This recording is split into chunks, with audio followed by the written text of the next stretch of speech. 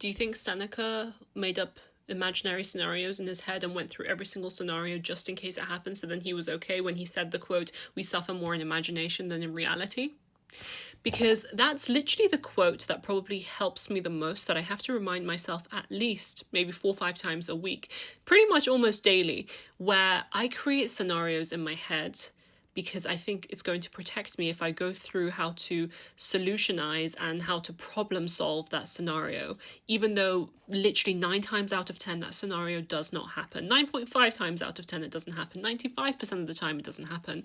My entire life, and a lot of people will relate to this, I don't have like major anxiety in my life to this day, but my entire life I've been a worrier.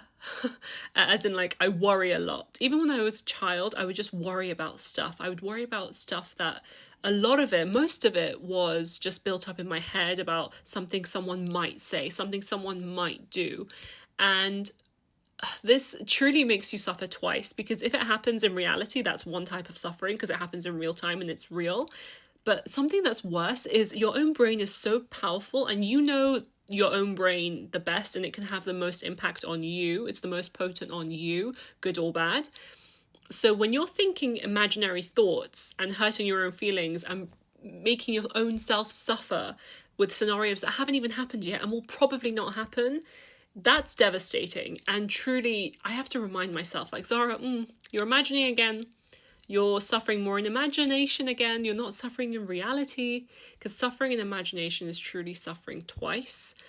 And I literally have to constantly remind myself that, oh, because just because of this thing at work doesn't mean that this and this will happen. Just because of this thing with your health or someone you love's health doesn't mean this is going to happen. It's maybe it's also an ADHD thing, but it's just something that I literally have to take a breath and say, you're suffering more in imagination. If the reality comes true, then you'll deal with it then, like you always have. And if you're like me, just know that you're not alone. And it doesn't mean you're always crazy. But there's probably aspects of your life you're very successful at because of this very trait, but it doesn't serve you all the time.